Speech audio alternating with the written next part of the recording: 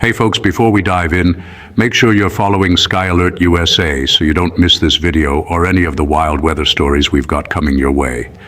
If you want to support us, just hit subscribe, give us a like, and drop a comment below.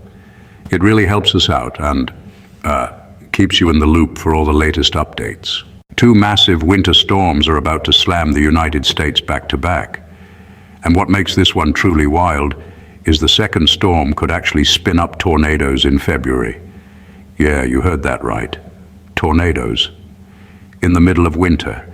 And that's just the beginning, because by the time this whole thing plays out over the next 7 days, we're talking heavy snow, dangerous ice, Arctic air pushing all the way down into Florida, and record-breaking heat that's already happening right now across the plains. This is one of the most complex and potentially dangerous weather setups we've seen in years. So stay with me, because I'm breaking down everything you need to know, exactly when it hits, and exactly where you need to be paying attention. Let's start with what's driving all of this, because once you understand the setup, everything else makes sense. Right now, there is an absolutely massive and intense storm system that has been absolutely pounding the West Coast. California has been getting crushed. Flooding rain, extreme mountain snow in the Sierra Nevada, where there were dozens of car accidents just yesterday. And believe it or not, even some rare severe weather near Los Angeles and San Diego. That is not something you see every day down there. But here's where it gets interesting for the rest of the country. All that moisture, all that energy, it doesn't just disappear. It rides over the Rockies and it gets transported east. And over the next several days, it is going to fuel multiple major storm systems across the northern plains, the Midwest, the Ohio Valley, and eventually into the Northeast. Think of it like a fire hose pointed straight at the center of the country, and we're just getting started. So let's talk about storm number 1, because this one is already spinning up. Tonight and into tomorrow, we're looking at a significant winter storm developing across the northern plains. And this thing is going to be no joke for some areas. Up in the far northern plains, places like far northeastern Minnesota, parts of Saskatchewan up in Canada, we are looking at 1 to 2 feet of snow with blizzard conditions possible. 2 to 3 inches per hour snowfall rates at times. That is a whiteout situation. As we move into early Wednesday morning, heavy snow stretches from the upper peninsula of Michigan all the way back over to North Dakota. Syracuse and Boston could see some moderate to heavy snow in a pretty tight corridor Wednesday afternoon and evening. But here's the important thing. Storm 1, while impactful for millions of people, is actually not the main event. It's the warm-up act. Before we get to Storm 2, though, there's something happening today that you need to be aware of if you're anywhere in the central or southern plains. We have an incredibly tight pressure gradient setting up right now between a very strong low and a very strong high. And that means one thing: dangerous winds. High wind gusts throughout the day today across the Midwest and Central Plains. And that would be bad enough on its own, but pair those winds with extremely dry conditions and very low humidity, especially in northeastern Colorado. And you've got a recipe for a critical fire weather situation. Dangerous fire conditions are expected today, and they carry into tomorrow. If you're in those areas, please be paying attention to fire weather alerts. Now, storm number 2. This is the one that has meteorologists genuinely concerned, and honestly, it should have your attention too. This system takes a much more southern track than Storm 1, which means it puts a completely different and much larger population at risk. And the setup for this storm is genuinely rare. We're going to have cold air barreling down out of Canada from the north, and warm, moist air surging up from the Gulf of Mexico from the south.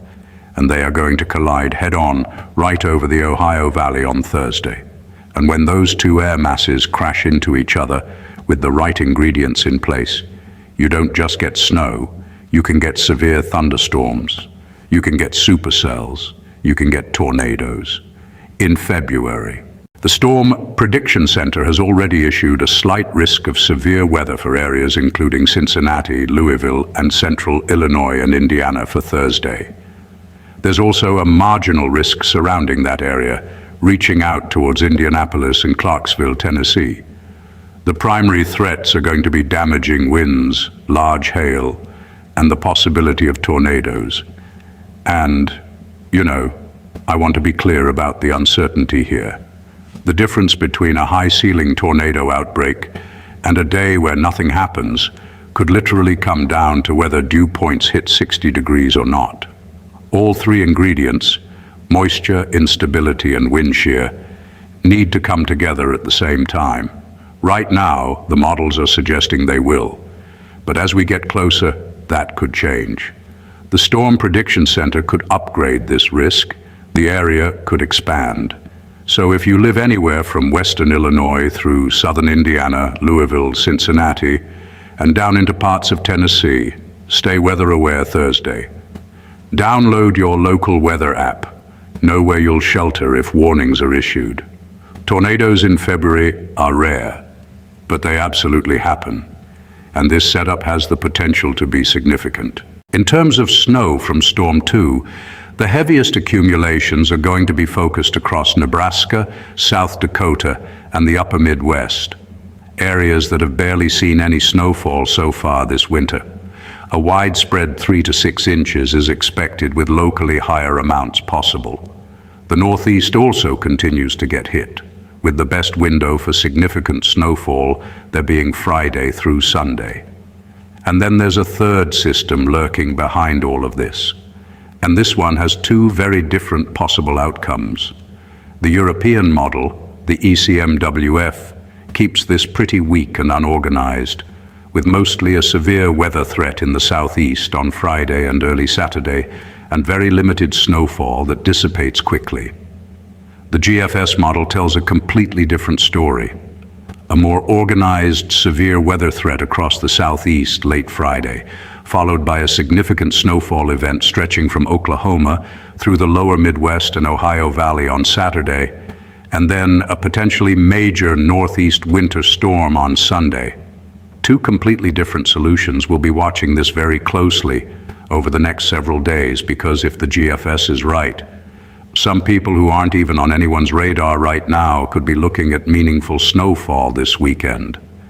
Places like Little Rock, Oklahoma City, even Nashville have at least a possibility of some snow. Though I want to be very direct here, this is not a panic situation. We're not talking about 2 feet of snow in Nashville. At most, we're looking at a coating to maybe a couple inches in many spots, and even that is far from certain. What is certain is what happens on the back end of all of this.